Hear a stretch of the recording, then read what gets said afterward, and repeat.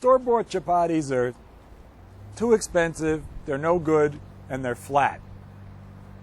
Well, they're all flat. Okay, homemade chapatis are flat, they're good, and they're cheap. Grilled chapatis, straight from the dough, are best of all. That's what I'm going to make right now. We just use a mixture of whole wheat and white flour, about 2 parts of whole wheat to 1 part of white. Chapatis, for those of you who don't know, are not yeasted. Flatbread with salt, water, and there is some resting time involved, but it's not really rising time. The food processor is by so far the easiest way to do this, if it works. Hey. And just add water about a cup, not quite all at once, but the machine running until you get a ball. It's a lot of work. People used to do this by hand. I need a tiny bit more water. Just think how sharp people's hands needed to be in order to do this kind of dough mixing. Hey. It's a little sticky, as you can see, but that's okay. We're going to wrap it up. We're going to refrigerate it. It'll be less sticky, easy to work. We'll go straight onto the grill with it. Be right back. This could be overnight this time, or it could be an afternoon. You now have a very firm whole wheat dough and not sticky any longer.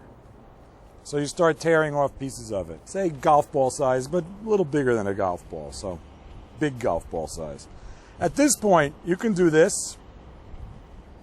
Flatten them into little discs, say 3 or 4 inches across. Put them back in the refrigerator. And then you're sort of ready to go when your actual production starts. I'm just going to make 3 discs, and then I'm going to roll them out with beaucoup de flour because I don't want any sticking. At this point, it's Play-Doh time.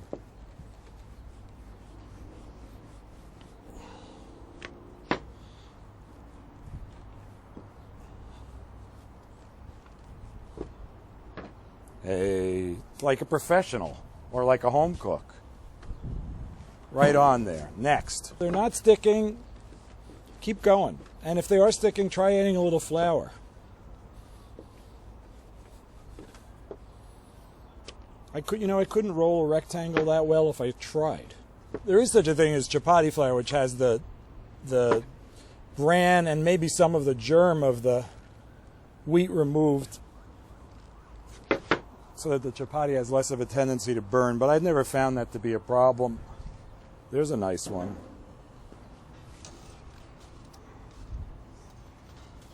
That's not bad.